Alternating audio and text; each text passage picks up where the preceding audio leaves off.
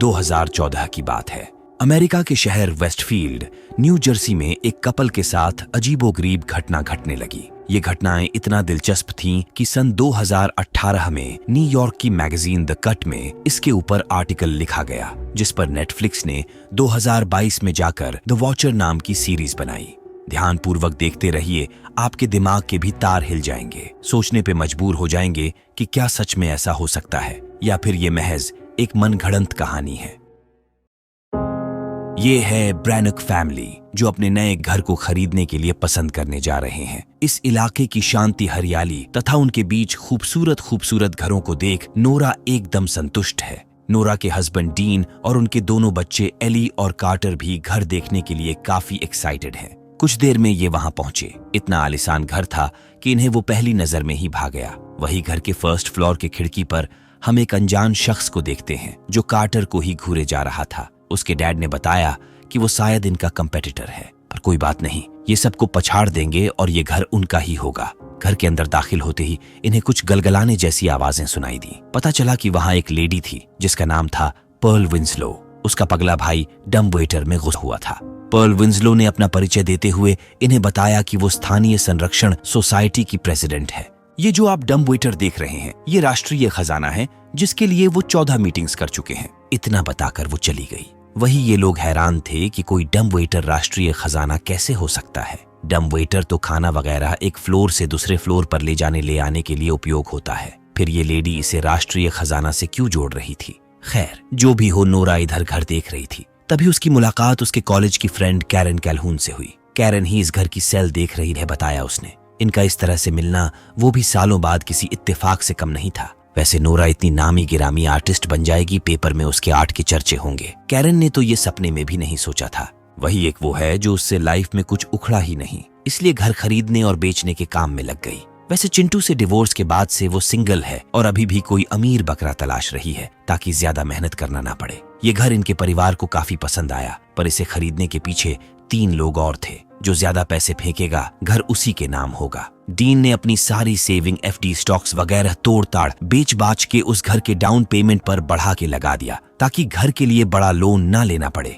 6 हफ्ते बाद हम डीन को देखते हैं जो ऑफिस से घर लौट रहा था, तो वही कोई अनजान शख्स दूर से ही उस पर नजर रख रहा था। डीन के पड़ोसी भी उस घर पर हर वक्त नजर बनाए रखते थे। उनकी रईसी को देख एकदम चिढ़ जाते थे। ये जो पियानो अनलोड हो रहा है, उसे एली ने अपने डैड से मांगा था, तो वही कार्टर के अलग ही शौक थे। उसने इस नए घर में फैरेट पालने के लिए मांगा था। मतलब उनके पेरेंट्स अच्छे भले पेरेंट्स थे, अपने बच्चों की हर ख्वाहिश पूरी करते थे। सब कुछ चकाचक चल रहा था। इस घर में आने के बाद नोरा के आर्ट गैलरी के सेल भी बढ़ गए थे, मगर जैसे ही इन्होंने किचन और बेसमेंट के मार्बल वगैरह चेंज करवाने की बात की, इसके कुछ समय बाद ही एली को घर के अंदर पियानो की मधुर आवाज सुनाई देने लगी। वो उस ओर गई तो कोई नहीं था। पियानो की आवाज भी बंद हो चुकी थी। ये बात वो तुरंत अपने मॉम को बताई, मगर उन्होंने उस पर ज्यादा कुछ ध्यान नहीं दिया। पर उनके डैड का ध्यान उसके लिपस्टिक पर जरूर गया। ना ही तो वो उसे लिपस्टिक खरीदते और ना ही लगाने देते थे। फिर उसे ये लिपस्टिक कहाँ से मिली? वही कपड़े वगैरह ढंग से पहना करे, इस पर भी कड़ी निगरानी रखते थे। जब बड़ी हो जाओ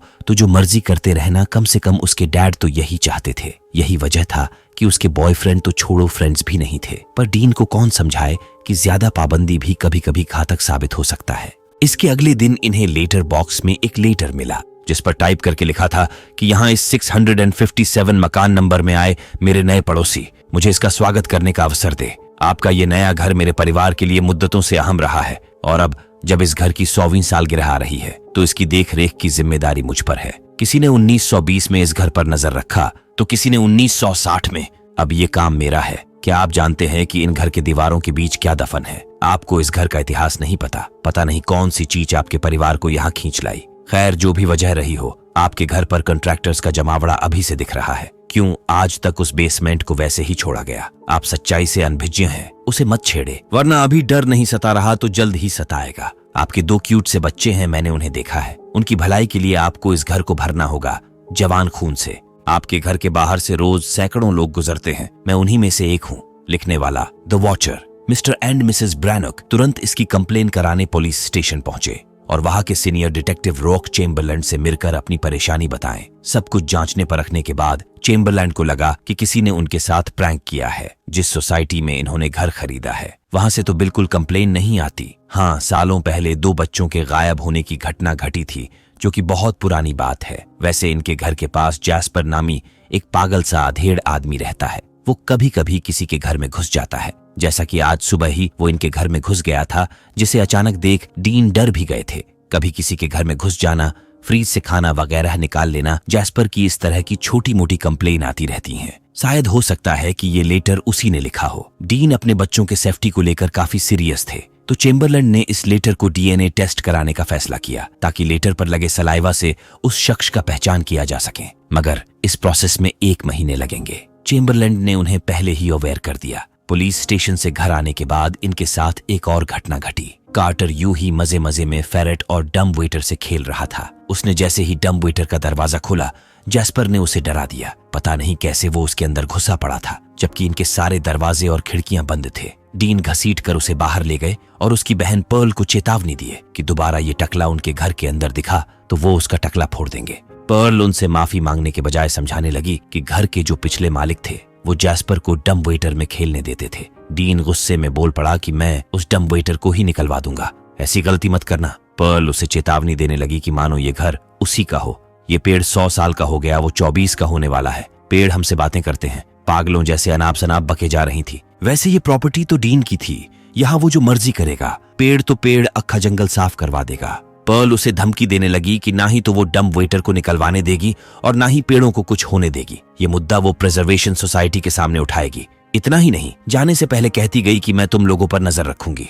अभी ये मोहतरमा लड़के गई ही थी कि इसके अगले ही घंटे एक और मोहतरमा इनके बाउंड्री को फान कर अंदर आ गई थी। डीन का माथा बिल्कुल ठनक चुका था कि लोग उसके मर्जी के बिना उसके प्रॉपर्टी में घुस कैसे जा रहे हैं। उस लेडी का नाम था मॉरीन और उसके पति थे मिच। उनका घर इनके घर के पीछे साइड में था। वो यहाँ फूल तोड़ने आई है और ऐसा वो 20 सालों से कर रही है। उसी ने इस फूल को बोया है। डीन उन्हें वार्न किया कि वो अपने तरफ का फूल तोड़ ले, जिस पर वो भड़क गई कि उसी ने फूल बोया है। क्या हुआ जो इस साइड उग कर आ गए? वैसे आप किस साइड से अंदर आई है? डीन ने नरम लहजे में पूछा। मॉरीन ने बताया कि झाड़ियों के पास बाउंड्री टूटी हुई है, वहीं से तो वो आई है।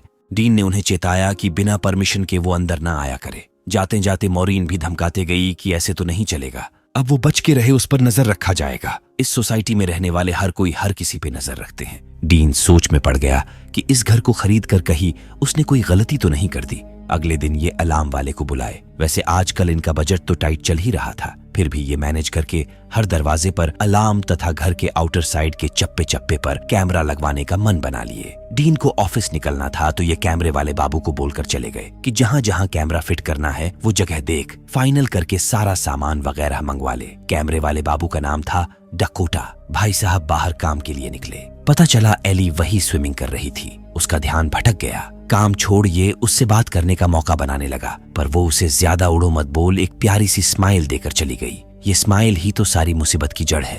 अब रात को हम एक अनजान औरत को देखते हैं जो डीन के घर के तरफ ही एकटक से देखे जा रही थी। देर रात जब ये सब लोग नींद में थे तो उनका फेरेट किसी तरह अपने पिंजड़े से बाहर निकल आया। उनके घर में कोई था जिसने फेरेट को दबोच लिया। सुबह कार्टर को उसकी लाश मिली। पूरे घर में हंगामा मच गया। पुलिस तुरंत घर आ पहुंची। छानबीन करने पर घर में घुसने का कोई सबूत नहीं मिला। सारी खिड़कियां दरवाजे लॉक थे। डिटेक्टिव चेम्बरलैंड को लग रहा था कि उनका फेरेट दौड़कर दीवार से टकरा गया होगा। ये सुन डीन का खोपड़ा गर्म हो गया, पर करे तो करे क्या? ऊपर से इनकी लड़की इन्हें अलग ही परेशान कर रही थी। जब से डकोटा इनके घर पे काम करने आने लगा है, एली का पहनाव वगैरह सब कुछ चेंज हो गया है। कुछ तो चल रहा था उनके बीच। इधर मॉरीन और मिच कैमरा लगते देख गालियां बड़बड़ा रहे थे। मतलब दूसरे का घर, दूसरे का कैमरा, इनको क्यों तकलीफ हो रही थी ये बात समझ के परे था। रात को यहाँ कैरन भी दिखी जो घर को एक नजर मारकर चली गई। जिसको देखो सब उसी घर पर नजर बनाए हुए थे। अगली सुबह डीन पेपर लेने आया, साथ में लेटर बॉक्स भी चेक किया। 2-3 लेटर थे, जिसमें से एक लेटर द वॉचर का भी था, जिसमें लिखा था कि मैं हूँ द वॉचर। क्या आपने इस घर के रहस्य के बारे में पता किया? मैं पिछले 20 साल से इस घर पर नजर रख रहा हूँ। इस दरमियान 3 फैमिलीज इस घर में रहने आई और मेरे कहने पर घर बेचकर चली भी गई, मगर आप खास हो। जवान खून की किलकारियां सालों बाद इस घर में गूंज रही है। आपकी बेटी एली पियानो अच्छा बजाती है। कहाँ सोती है वो? क्या बेसमेंट में जाती है? अगर हाँ तो इससे मेरा काम आसान हो जाएगा। डीन समझ चुका था कि जब तक कैमरा वगैरह नहीं लग जाता यहाँ रहना खतरे से खाली नहीं है। वैसे भी 1 हफ्ते तक घर का रेनोवेशन चलने वाला है। डस्ट वगैरह उड़ेंगे तो कार्टर को अस्थमा है, डस्ट से प्रॉब्लम होगी। इसलिए मियाँ बीवी मिलकर डिसाइड किए कि तब तक वो मोटल में रह लेंगे। पास ही एक मोटल में कमरा बुक किए। डीन नोरा और बच्चों को मोटल छोड़ घर लौट आया क्योंकि सुबह वर्कर्स के लिए दरवाजा भी खोलना था। जैसे ही उसकी आंख लगी कोई डोरबेल बजाने लगा। बाहर कोई नहीं था, वो जो भी था दूर से ही डीन पर नजर रख रहा था। घर के अंदर आते ही उसे पियानो की धुन सुनाई देने लगी। उस तरफ गया तो पता चला कि उसके अलार्म का जो ब्लूटूथ सिस्टम था उसमें पियानो का धुन प्ले हो रहा था। तभी उसके पीछे से कोई भागता हुआ दिखा, पर डीन उसे नहीं देख पाया। दूसरी तरफ नोरा भी अलग ही परेशान थी। कोई उसे फोन कर गहरी गहरी सांसें ले रहा था। ब्रैनक फैमिली के रातों की नींद उड़ चुकी थी। आखिर कौन है जो ये भी पता कर चुका है कि ये लोग इस मोटल के कमरा नंबर 5 में रुके हैं। मोटल के रिसेप्शनिस्ट से पूछने पर पता चला कि कोई शख्स फोन करके रूम नंबर 5 में कॉल ट्रांसफर करने को कहा था। वो लेडी थी या जेंट्स, ये वो दावे के साथ नहीं कह सकती। तंग आकर डीन एक प्राइवेट डिटेक्टिव को हायर किया जिसका नाम था थियोडोरा बर्च। सारा कुछ डिटेल्स लेने के बाद बर्च द वॉचर को ढूंढने में लग गई। दूसरी तरफ नोरा भी अपनी फ्रेंड कैरन से मिलकर सारा हाल कह सुनाई। वैसे पूछना तो नहीं चाहिए, फिर भी कैरन ने उस पहले लेटर के आने के बारे में पूछा। मतलब लेटर पढ़ने के बाद उसके मन में पहला ख्याल क्या आया? नोरा के मन में यही ख्याल आया कि उसे घर बेच देना चाहिए। कैरन उसके मुंह से यही तो उगलवाना चाहती थी। 1 सेकंड में बिना लकार टूटे 10 बार बोली, सेल सेल सेल, घर को बेच दो। घर बिकवाने के लिए कैरन उसकी ब्रोकर बन जाएगी और 1 हफ्ते के अंदर उसका घर चुटकियों में बिकवा देगी। मगर उसे प्राइस $5 लाख कम करना होगा। मतलब घाटे का सौदा, और इससे फायदा किसको होगा? कैरन को ही होगा। यानी कह सकते हैं कि शायद कैरन ही द वॉचर है जो इन्हें डराकर अपना फायदा निकलवाने के चक्कर में है। खैर, इसके पीछे जो भी हो, एली को ये बात समझनी चाहिए कि उसके मॉम डैड परेशान हैं। उसे ऐसी वैसी चीजें नहीं करनी चाहिए जिससे वो और परेशान हो। मगर वो कहाँ मानने वाली थी। अगली सुबह डीन अपने प्राइवेट डिटेक्टिव बर्च से मिले। बर्च ने घर के पिछले मालिक के बारे में पता लगा लिया था। साथ में डीन के साथ उसकी मीटिंग भी फिक्स कर दी थी। उसका नाम था एंड्रयू। एंड्रयू डीन की मदद करना चाहता था क्योंकि जब वो उस घर को लेकर मुसीबत में था तो उसके लिए कोई नहीं आया। ये बात है 2014 की। उन दिनों मार्केट क्रैश के बाद प्रॉपर्टी के रेट में गिरावट आई थी। एंड्रयू और उसकी बीवी रोज इस घर को पाकर बहुत खुश थे। यकीन ही नहीं हो रहा था कि ये आलीशान घर उन्हें इतने कम कीमत में मिल गया था। वैसे एंड्रयू टैलेंट एजेंट था। घर खरीदने के बाद ही उसे एंड्रयू गारफील्ड और रोजमंड पाइक ने हायर कर लिया तो पैसे भी बोरा भर भर के आने लगे थे। दोनों मियाँ बीवी और उनका 3 साल का बेटा केलेब बहुत खुश थे। फिर मुश्किलें आनी शुरू हुई। घर के पीछे रहने वाले वो अजीब से दिखने वाले कपल मिच और मॉरीन उनके घर अक्सर आने जाने लगे। पूरा दिन एंड्रयू काम पे रहता था। इस बीच उन दोनों ने रोज के साथ पता नहीं क्या किया। वो चिड़चिड़ी सी रहने लगी। रात में उसे म्यूजिक सुनाई देने लगे, चीजें दिखाई देने लगी। वो हर दूसरे दिन पुलिस को बुलाते, छानबीन करवाते, मगर कुछ हाथ नहीं लगता। घर में रोज झगड़े शुरू हो गए। टेंशन की वजह से एंड्रयू सही से काम भी नहीं कर पा रहा था। इसलिए एंड्रयू गारफील्ड और रोजमंड पाइक ने भी उसे काम से निकाल दिया। उनकी हालत और खराब हो गई। एक रोज सोते समय उसके बेटे ने बताया कि वो मॉरीन आंटी के घर गया था, जहां पर उसने कुछ लोगों को देखा जो लाल लिबास पहनकर सर्कल में खड़े थे। सामने टेबल पर एक बच्चा था जिसका गला काटकर वो खून पी रहे थे। एंड्रयू को लगा कि उसका बेटा महज 3 साल का है। ऐसे ही कुछ देख लिया होगा। अगले दिन न्यूज में खबर मिली कि उनके एरिया में एक 3 महीने का बच्चा गायब हो गया है। भाई साहब, उसके रातों की नींद उड़ गई। वो डिप्रेस रहने लगा। उसने उन दोनों से दूरी बना ली। ये बात वो पुलिस को भी बताया, फिर भी कोई सुनवाई नहीं हुई। फिर उसे एक दिन एक धमकी भरा लेटर मिला तो वॉचर के नाम से, जिसमें लिखा था कि अपने बच्चे की कुर्बानी दोगे या बीवी की। धीरे धीरे लेटरों की तादाद बढ़ने लगी। डीन ने उन लेटर्स को चेक किया। ठीक इसी प्रकार के लेटर उसे भी आ रहे थे। एक रोज तो हद ही हो गई। केलेब किसी तरह उंगली काट लिया। रोज बैंडेज वगैरह लेने गई। वापस लौटी तो देखी कि मॉरीन उसके उंगली पर लगे खून को चूस रही थी। वो दोनों बहुत डर गए थे क्योंकि पूरा घर लॉक था। फिर भी मॉरीन का इस तरह से घर में आना, शायद वो किसी सीक्रेट टनल से आई थी या फिर जो भी हो, वो उसी रात बोरिया बिस्तर बांधे और शहर निकल गए। रेंट पर एक छोटा सा घर लेकर रहने लगे। पर उसकी वाइफ डिप्रेशन से कभी बाहर निकल ही नहीं पाई। फिर वो हुआ जिसे उसने सपने में भी नहीं सोचा था। रोज पंखे से लटक गई। वो घर मनहूस है, जितना जल्दी हो सके वहां से निकल जाओ। डीन को कुछ सूझ ही नहीं रहा था कि वो क्या करे। अगली सुबह 7 बजे से ही घर में कंस्ट्रक्शन का काम शुरू हो गया। पर्ल ने तुरंत इमरजेंसी कॉल किया कि वो सब तोड़ रहे हैं। इधर मॉरीन भी लड़ने के लिए चली आई। मॉरीन बिल्कुल नहीं चाहती थी कि इस घर में कुछ भी चेंजेस हो। उसे ड्रिल हैमर वगैरह के आवाज से भी प्रॉब्लम हो रही थी। डीन ने उन्हें साफ लहजे में समझा दिया कि ये घर उसका है और वो यहाँ जो मर्जी चेंजेस करवाएगा। रह गई तोड़ फोड़ के आवाज की बात, तो वो सोसाइटी के रूल बुक के हिसाब से ही चल रहा है। सुबह 7 से 9 वो शोरगुल वाला काम करवा सकते हैं। तुमको जो उखाड़ना है उखाड़ लो, मैं तुम पर नजर रखूंगी। मॉरीन उसे धमकी देकर चली गई। डीन देर सवेर ऑफिस पहुंचा तो पता चला कि जो पार्टनरशिप उसे मिलनी चाहिए थी वो किसी नए लड़के को मिल गई, जो कि महज 4 साल से काम कर रहा था। इसी पार्टनरशिप के भरोसे पर डीन ने $3 मिलियन का घर खरीदा था। पता नहीं अब कैसे वो घर के किस्त चुकाएगा। इसी बात को लेकर वो काफी परेशान था। फैमिली से मिलने के बजाय फोन पर ही खोज खबर लेकर सो गया। आधी रात को हम वॉचर को देखते हैं जो ठीक डीन के घर पर ही नजर रख रहा था। तभी 2 गोलियां चलने की आवाज आई। डीन तुरंत उठ खड़ा हुआ। सुबह पता चला कि मिच और मॉरीन ने अपने आप को गोली मार ली। उनका बेटा डीन पर काफी भड़का हुआ था, क्योंकि उनके आखिरी लेटर में डीन से लड़ाई का जिक्र था। वो सरासर डीन पर इल्जाम लगा रहा था, मगर इसमें उसकी क्या गलती? वो तो बस अपने घर का काम करवा रहा था। मॉरीन ही उससे लड़ने आई थी। रात को डिनर करके नोरा बच्चों को लेकर मोटेल चली गई। डीन भी सोने चला गया, पर टेंशन के मारे उसे नींद नहीं आ रहा था। तभी सिक्योरिटी अलार्म बज उठा। वो बैट लेकर उस भूतिये को घर में ढूंढने लगा। खिड़की से बाहर देखा तो रोड पर जैस्पर खड़ा मुस्कुरा रहा था, पर जब तक बाहर कैमरे नहीं लग जाते तब तक तो इनको बर्दाश्त करना ही होगा।